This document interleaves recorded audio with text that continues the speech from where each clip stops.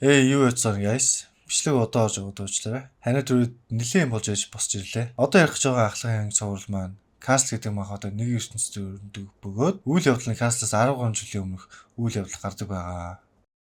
Энэ 7 оны сүүлээр манай сайтанд Castle гарч эхэлнэ. Мөн дараагийн бичлэгээр Castle-ыг оруулах болно. Бас мэдээж гарлуудын мэдээллийг цаг алдалгүй амаар байвал манай Facebook болон Discord таягт нэгдээрэй. Тэгээд бичлэг рүү орцгоё. Вандам эмчийн өрнөсөж байгаар эхэлнэ. Навшгүй. Би ялагдсан. Зүгээр үү? Чи сая сэрээд орилсан. Би хаана байна? Эмчийн өрн. Чи ихтэй нэлээд удаан ухаангүй байсан. Чи шилжиж ирсэн сурагч. Хүмүүстэй. Тэсагч зодуулсан гэсэн. Тэгэхээр нэг анги байх нэ. Ой чи юу гэдэг юм бэ? Би зодуулаагүй. Тэр навш гинт араас нь дайрсан. Уучлаарай. Би буруу ойлгочих. Тэсаг тех хүн биш болохоор өндөө манай вандам өөрөө гинтэлж дайрсан штэ. Намайг Сон Шиван гэдэг. Бид нэг анги эмчи найз болъё. Нэрээ надаас асуух юм байвал асууж болно шүү. Би сургуулийн талаар хийг мэднэ. Тэгвэл Ким Тэсэг энэ сургуулийн атман муу юм уу? Гэхэд Шиван гайхаж. Мэдээж хамгийн хүчтэй шүү дээ. Солонгос Африк эцэг эхтэй. Биеийн том, сайн зодтолдог, дээрс нь үнэхээр ухаантай. Түүнийг бид Тайсон гэж дууддаг. Тэр байгаа болохоор л ажлын систем одоо хүртэл сургууль байгаа. Ажлын систем гинэ. Тэр чинь юу юм? Бипак сургууль тусгай систем байдаг. Хамгийн өндөр оноотой 7 сурагч том корпорац ажилд ордог. Тэрээс болж хүмүүс их шилжиж ирдэг. Байж та хамгийн өндөр оноо гэхээр хичээлийн оноо юм уу? Тийм ээ. Яаж гисэн сургууль вэ? Энэ сургууль чи асуудал тарихчдаар дүүрэн газар бицтэй. Яагаад чи өөр юм яриад байна? Чиний хэлснээр манай сургууль нэг үе янз бүрийн хүмүүс суулгаддаг газар байсан. Энэ байдлыг үргэлжлүүлэхийг хүсээгүй захирал энэ сургуулийг өөрчлөх гэж системийг бий болгосон. Гэтэ энтхийн сурагчид захирлын бодис шиг байгаагүй. Энэ сурдаг сурагч том команд орохын тулд хичээл хийх сурагчид биш байсан. Сүүлдээ ажилд орохын тулд хүчтэй сул доройгоо барьж иддэг тамийн сургууль бий болсон. Нөхцөл байдалд орцоор хүнээ шалгалтаа хийлгэх, хариултын хуудас солих, дүнгээ засах нь жирийн зүйл болж хувирсан. Тухайн үед Отман байсан залуу сургуулийн бүх хүнээ дүнг өөрчилж чаддаг байсан. Үүнийг харсан захирал юу ч хийж чадаагүй. Телевизийн хүртэл ирж ярьслаа авах гэж оролдсон боловч юу ч хэлээгүй. Тэгээд өдөр бүр өөмөө самуу ээлж байх үед Тэсэг шилжиж ирснээр бүх зүйл өөрчлөгдөж эхэлсэн. Ой. Энэ шилжиж ирсэн навшиг хар та. Өөр юм юм аа. Сонирхолтой сурагч иржээ. Нэг л сонио харагдаад байна шүү. Оо. Ээж юу. Хинээгээд өрөөс юм бэ? Гинт ирсэн Тэсэг ихэнх томчуудыг нүд ирмэх зурвал дийлсэн. Мэдээж өмнөх атманыг хүртэл. Тэрнээс хойш Тэсэг шинэ атман болж хичээлээрээ ч нэгт орсон. Мөн Тэсэг сургуулийн атман дөнгөгийн оноогоор ирэмлэгдэнэ гэж зарласан. Өөрөөр хэлбэл одоогийн атман хичээлийн оноогоор нэгд гэсэн үг. Гайхамшиг хинч сүүзээгөө бүүж өшсөн. Бас бүгд хичээлээ хийдэг болсон. Тэрнээс хойш Бипак сургуулийн өөмөө самуунтай үеийг мартагдаж эхэлсэн. Энэ бол Бипак сургуулийн түүх. Одоо ойлгосон. Энэ нэлийн сайн ярих юм аа. Гэтэ худлаа яриг юм шиг байна. Байж байгаарай. Тэгэхээр Илхбах компанид оруулах тухай ярьж байсан. Арай намайг энд ирүүлэх гэсэн шалтгаан нь чиний хэлэх гээд байгаа зүйл чинь энэ хичээл хийж байж л номер 1 болох юм байна тийм үү? Тийм ээ. Нэгт орж иж л атман болно гэсэн үг. Ой, энэ чи хэн нэгэн 50% оноо хамаатай. Зөв бүгдийн зодоо атман болж болохгүй мó. Би нэг шүтээ хичээл хийж үзээгүй. Тэр навшиг барахгүй болоод л бүгд хичээл гээд байгаа юмстай. Би зүгээр л эр хүн шиг үзмээр. Тэр үе сургуулийн эмчээрэн Тэсогийн ачаар зодуулаад ирдэг сурагчдыг багасныг хэлнэ. За энэ эмч бол эмч бас багш им юуж. Тэр зүгээр нэг багш биш. Сурагчдын талбайт зогсдог бас өөрхнөрөө алдартай. Чиний нэрийг Вандам гэдэг үстэй. Аз болох чи зүгээр л хөнгөн эмцэн байсан. Гэтэ сургуулийн эхний өдрөөс зодолж болохгүй шүү. Вандам Шиванаас цаг хэд болж байгааг асуухад тарах цаг болж байгааг хэлнэ. Тэрийг сонссон Вандам надад хийх зүйл байна гэж хэлээ гарах гэж байтал эмчийн өрөөний үүдний эвгүй сарайдаг зогсож байхыг харна. Тэр сурагч Вандамаас урдан гарахыг шаардаж Вандамыг дүлхэж эмч рүү очино. Яг зөрүүд гарах гэж байхад гадаа нь урт очир үүссэн байлаа. Юун дараалал үүсчихсэн юм болоо гэж гайхаж байхад тэн байсан сурагчид тэр навш юу гэдэг юм бэ? Уртан зайлчээ. Тэр сарайтай эмч урдан гараач гэж ээлж дараалан Вандам руу урлана. Манай хүн яаж зүгээр байх вэ? Та нар юу гэдэг вэ? Сарайнт чи харахаар ийшээ биш гоо сайхны эмч дээр очих хэрэгтэй юм байна гэж хэлээд цаашаа яваад өгнө. Ойшлож байсан сурагч донд хоёр сурагч Вандамыг харан зогсоно. Дүрс шилжиж Вандам ангидаа ирээд Тэсэгээс дахин зодолдохыг шаардсан боловч Тэсэг дахиад зодлоо. Би чиний нэрийг ч мэдэхгүй. Бас үр дүн тодорхой юм шүү. Чи яагаад байгаа юм уу?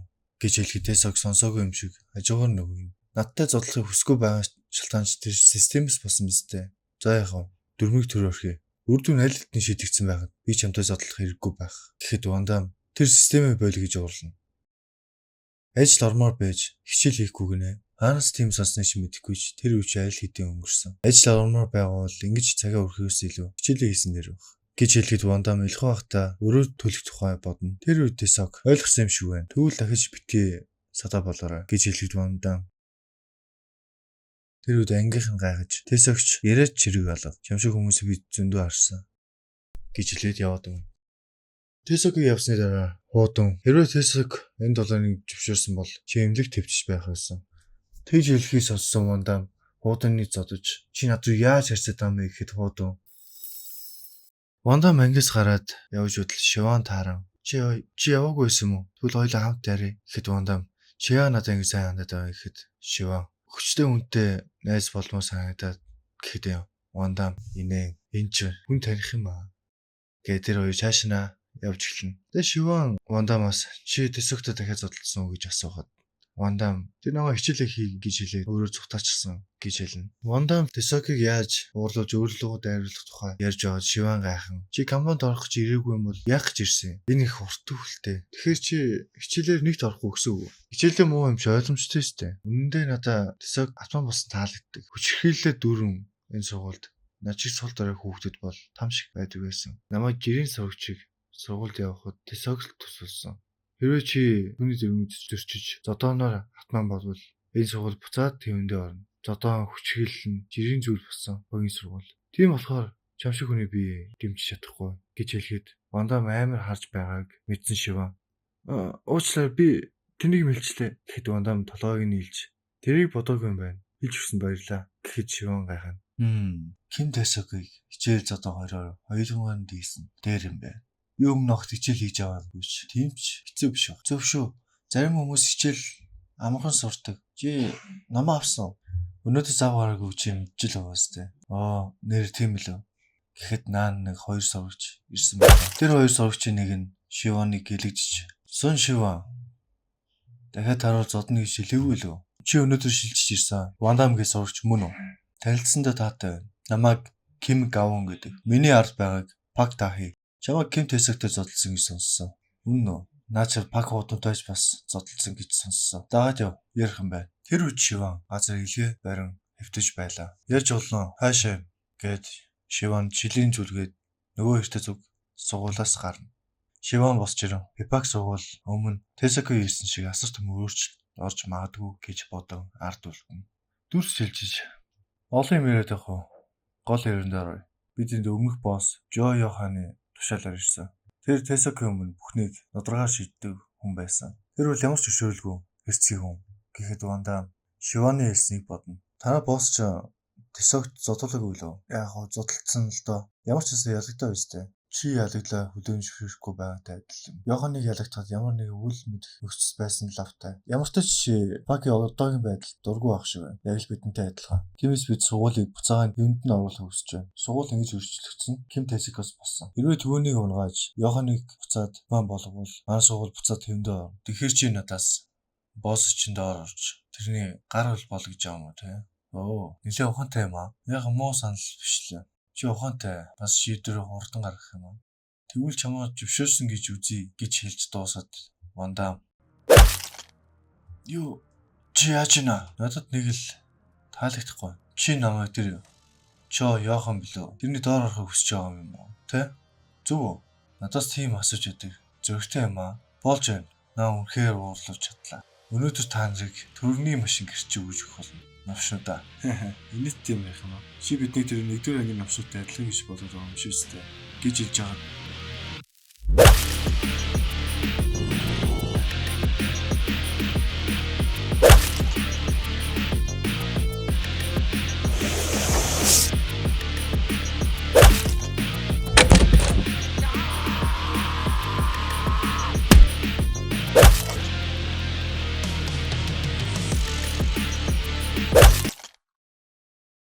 Тэгэхээр чиний зорилго чинь буцаад сургуулийг хуучин юмд нь оруулах юм тийм үү? Юу чи Йохантай хүчээр нэгтгэвэл чам ч гэсэн ашигтай баймир юм. Тэгэхээр Тэсокийг зайлуулчаад дараа нь Йохантай толдвол яаж юм? Тэгэхээр намайг Йоханы дор орж бүлэглэлийн тай эхлүүлвэж юм. Гэтэ тэхүү үгүй юу гэдэг би сайн мэдэхгүй лээ. Ямар ч тач би харьлаа. Бодж үзье. Энэ залуу бүлэглэлийн хоорондох дулаан дургүй юм болов уу? Эсвэл өөр хүний дор ажиллах дургүй юм болов? Тэр яг хий юм бэ? Маргааш нь Вандам хичээл ихээр нэгэн шулуутсан байлаа. Ангийнхан гайхан харж байтал Вандам унтаад өгөө. Хэсэг хугацаа өнгөрөөд сэрэхэд өдийн цайны цаг болсон байлаа. Шивонтой зүг хоолны газар руу гарах гэж байхад Тэсок тэр хоёрын араас харан сууж байлаа. Цайны газар ирсэн Вандам Шивонаас хичээл зааж өгөхийг асуугад Шивон би өмнө хүнд хичээл зааж өгч байгаагүй штэ. Тэгээд сүүлийн үед миний дүн муу байгаа. Чамаа харахад чи сайн суудаг юм шиг л харагддаг штэ. Гэт ярьж сууж байхад хажуу ширээн дээр сууж байсан дээд ангийнх нь Шивон руу халбах шиднэ. Вандам гайхаад эргээд харлаа. Тэр Шивоныг онсондоо баярлан инээлтэн сууж Шивоныг шоолно. Вандам Шивоноос "Тэд нар хий юм бэ?" гэж асуухад "Тэд нар бол өмнөх хатмаа Жо Йоханы гар хөлөд" гэснийг сонсоод Вандам эргээд хартлаа. Өчтөр зодуулсан хоёр тэднэртэй зүг байгааг харна. "За яах вэ? Бид цохиулаагүй юм чи. Юм айдээ" гэхэд Шивон "Гэтэ Бадар юм шийдсэн штэ. Намайг биш штэ." Энэ үед тэр дээд ангийнхан Вандамыг тоохгүй байгаад уурлаж сүүгээ шиднэ. Тэнд байсан хүмүүс гайхаж байх үед Вандам шидсэн сүүг нь будаан дээр асгаж идэнэ. Тэрийг харсан дээд ангийнхан гайхан "Тай бидний үйл тоолоо" гэж уулан дайрах гэж байхад нэгэн хүн урдуур нь инээ талдан орж ирээд "Ой, шилжчихсэн сурагчаа. Чи яг л сонссон шиг сонирхолтой юм гэж. Хёминэ тэнийг минь зүгээр суугач. Яагаад ихтлээ уурлаад байгаа юм?" гэж хэлэхэд Вандам Шивоноос "Тэр хэд хий юм бэ?" Тэр Богнустай нь Иж үжийн 7 дугаар байр. Тэр урт төстэй нь Пак Хваса 5 дугаар байр. Тэр үед зүгээр замаас зээл Пак Хваса. Би тэрнтэй тооцтой. Йоханы гар хөлөөж наа зайл нэг нь очиж. Одоо өөрөө үгсэн гэж бод. Хваса одоо болно. Наад чи өгөх юм. Гэхэд Хваса барьж ирсэн юм шидэн. Чи сонирхолгүй юм аа. Явцгаая. Тэгэд бас шилжчихсэн сурагчаа. Чамайг цаашдаа яахыг ч хармаар байна шүү. За. Гэхэд Вандам тоосон жимгүй хоолоо идэж байлаа. Тэгэд нөгөө дээд ангийн гай. "Өө новш минь дараа нь таарах юм бол өгсөн гэж мэдэрээ. Суун Шивонч бас. Над руу сүү шидсэн залуу юу хөө юм бэ?" гэхэд тэр залууг Жо Хёмин гэдэг өмнө 8 дугаар байр байсан. Одоо л Йоханы баруун гар гэдгийг хүмүүс мэднэ. Тэгээд чамрыг сурагчны дэглэхээр алдартай юу? Өчтөр эмчийн өрөнд байсан эднээс болсон мэт. Тэсокийг дийлэхгүй болохоор байхгүй үед нь та нарыг зоддог юм байна тийм үү? Бидний болсон Жо Йохан лөө. Тэр яаж сүү юм бэ? Йоханыг сургуулиас сүр төлөвлөсөн болохоор сургуулиа ирэхгүй байгаа. Дэлгэрэнгүй тайлбарлахад хэцүү л дээ. Гэхдээ Тэсоктой зодтолдох үед том хэрэг гарсан юм аа. Өдөр бүр сурагчдаа зоддог. Бас янз бүрийн новшийн юм хийж байгаа. Сургууль зүгээр л зүйлүүдэд өөрсөн гэж юу? Яагад гэвэл тэр хэрэг хэд хүнд байсан учраас ердийн сургуулийн өгч чадах ялын хэрэгээс давчсан байсан юм. Тэгээд бас Йохан удахгүй сургуультай ирэх гэж байгаа. Тэгэл Хёмийн бусдын анхаарлыг өөр дөрөв татаад байгаа. Тэр үед нь хүмүүжүүлэлт төхөл болно үстэй. Яагаад гайхаад байгаа юм? Чи надад хичээл хийгээд тусдаа би тэр новшийг хүмүүжүүлээд өгье. Дүр шижиж Хёмийн зэмжтэй уурлан заав задандаа гэж нөгөө эдтэй хэлнэ. Тэр үед шар өстэй сурагч Вандам Шивоноос хичээл хийхэд туслаач гэж хэлснийг бусдаа хэлэхэд ажид байсан сурагч нь зүгээр зодчиход болох байлгүй дээ. Тэгэхэд зодоосон хоёр нь тэр ч тийм амархан өрсөлдөгч байгаагүй дээ. Бүр нэгдүгээр ангийнх нийлээд байгаагүй. Бас бид хоёр ч зодох гэж дийлээгүй гэдээ хэлнэ. Хёмийн инэ за мартаа зүгээр л бид ажиллаа сайн хэд болно.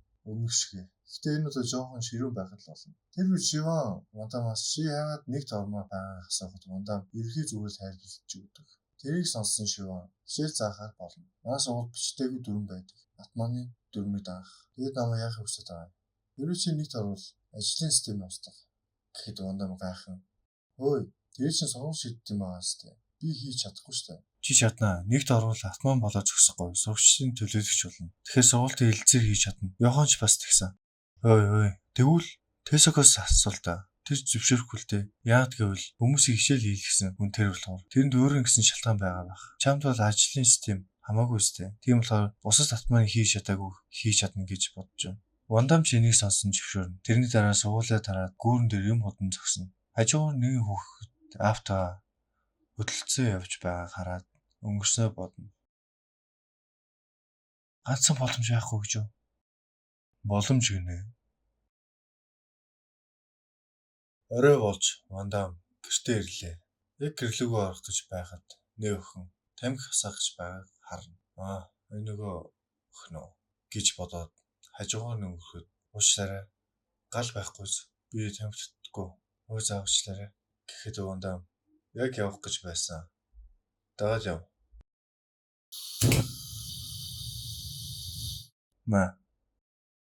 Чи ч одоо юу гэдэг юм бэ? Гал хэрэгтэй гэсэн мэт. Инкээс чи өмнөд тийм багастай. Гэхэд ажмаа гүйж ирсэн. Энэ юу өндөр вэ? Ямар навсан галдгуун тамхитад байгаа юм бэ? Гэж ууртайгаар хэлээ ирэхэд Вандам нөгөө охин гайхан муу новш би ч аланда гэж хараан үлдэнэ. Маргааш нь Вандам ангидаа ирж хүчтэй хүнд хичээл хийхэд сайхан өдөр байна гэж орж ирэхэд нэгэн сувгч Вандамыг хайж ирсэн. Шиваныг хүмүүс одож эмнэлэгт байгааг хэлнэ. Вандам Шиван руу яран очиж юу болсон бэ гэж суухад Шиван гайхаж чи санаа зовох хэрэггүй. Би шатаар амжсан юм аа. Гэтэ гайгүй баха. Эмч маргааш сургуульд явж болно гэсэн.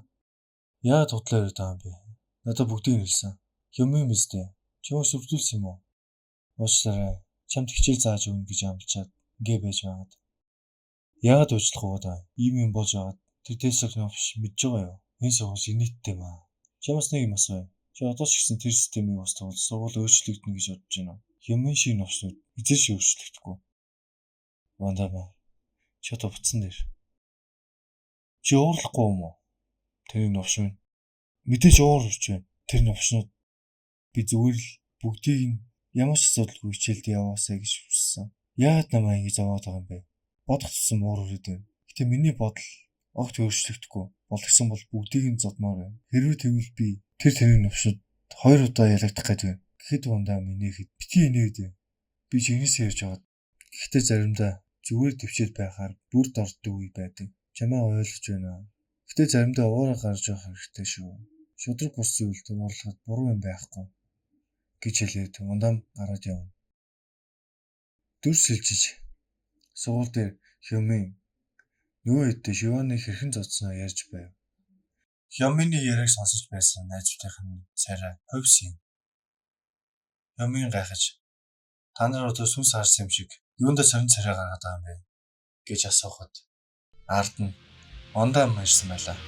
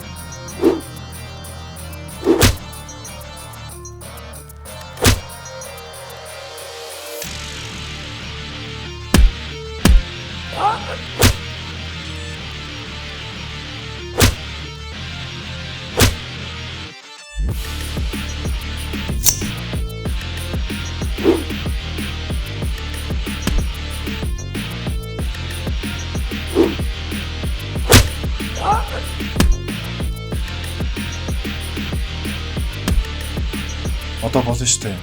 Хүн тахицтай болохтой юу? За энэ хүрээд бичлэг маань дуусчаа. За тэгээ биднийгээ дэмжих хүсвэл лайк and subscribe. Тэгээд дараагийн бичлэгээ аль болох хурдан оруулахыг хичээнэ. За тэгээ дараагийн бичлэг хүртэл түр баяртай guys.